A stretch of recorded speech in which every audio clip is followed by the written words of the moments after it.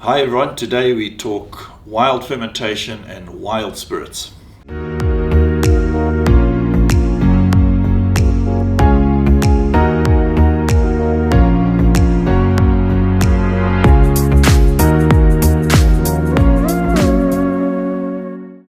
So, wild spirits. Let me first wind back a little. We are still, thankfully, in the midst of a glorious food revolution, or food reversion, some would say. The movement towards farm to table, organic, wild fermentation, these are concepts that are well understood by gastronomes and people in the food industry. And we've seen that take up in wine as well. A lot of natural fermented wine, wild fermented wine with the benefits thereof being marketed and messaged to us. And with good reason. The search for productivity and efficiency has brought pesticides and chemical use in food production, which is potentially not only bad for humans but bad for the environment as well. But this new trend towards farm to table, organic, wild fermentation is really a reversion. It's a reversion to the norm of not so long ago. You only have to wind back 100 years and all food would have been made this way. Take the sour beers of Belgium, for example, the Guerzes in particular. These have been made for hundreds of years, where the beer was inoculated by the surrounding microflora, and studies have shown that as many as 100 species of microorganisms are living and acting on that beer, fermenting it, producing alcohol, producing acids. A lot of these microorganisms are good for our gut, as are the acids. They help break down nutrients and help the absorption of those into our body. And in the world of spirits, if you wanted to travel back in time, you could visit Haiti. Haiti was a country that was never really colonized, industrialized and mechanized. And so traditions of food and alcohol production have remained largely preserved over vast regions of that country.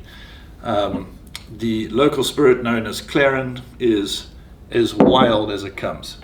So cane is harvested from natural fields by hand, usually crushed by hand, or donkey, or sometimes some mechanized presses these days. But no yeast is pitched. That crushed cane juice is inoculated by the surrounding microflora, the ecosystem, the cane field, full of yeasts, full of bacteria. Now, people sometimes see pictures of wild fermentation or think of bacteria and fermentation and get a bit repulsed by it, but really the acidity that develops and the alcohol that develops in that liquid makes that environment something that a pathogen that is harmful to humans simply cannot survive in. So this is the way humans for centuries and thousands, for eons really, would have consumed their beer or other fermented beverages, meads for example. They would have consumed those microflora, which are sort of harmful, pathogen free, good for your gut, and mood enhancing hopefully. So what we're talking about with a wild spirit really is a wild fermentation. It's all about the fermentation. Organic is about the field, the agriculture, the avoidance of pesticides and chemicals. The wild spirit, wild fermentation, is all about what is acting on your fermentable and what is producing alcohol. Now, one byproduct that you would almost always associate with a wild fermentation that you usually wouldn't with a commercial fermentation, which is conducted by a single commercial strain of yeast that has been banked and pitched into your fermentable, is acid production. Wild fermentation produces acids usually from wild yeast, from bacteria. So there's normally a souring element.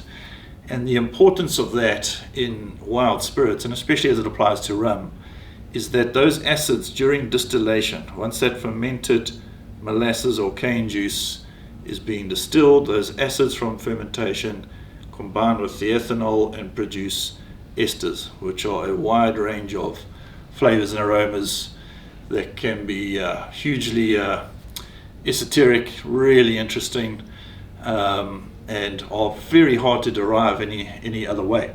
Wild spirits and wild fermentation have certainly captured us at Navigate World Whisky. You compare the Clarin from one producer to the next, you get a vastly different result.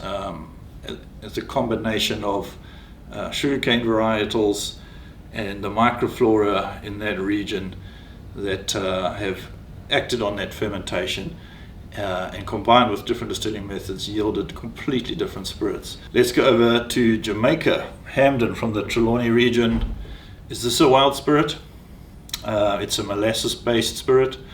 Absolutely, it's all about the fermentation. So Hamden have, over hundreds of years, passed down a lot of generational knowledge of different techniques of utilizing wild fermentation to drive up ester levels, and they've got several recipes to achieve several ester levels, and it's really a fascinating art. Hamden has a certain DNA about it, and it has certainly captured our imagination.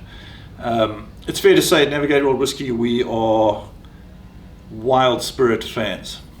We love what it brings to the category, the excitement of enjoying a spirit that really speaks of a labor of love, of traditions, of old ways of doing things, but also the skill that has been passed down, because not anyone can make any wild fermentation taste good.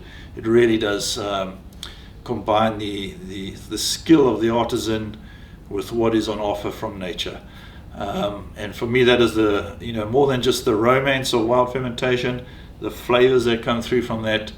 I really encourage anyone that has a progressive palate, or likes to discover through their palate, or is a gastronome, to get into wild spirits. We think it has a massive future. Cheers.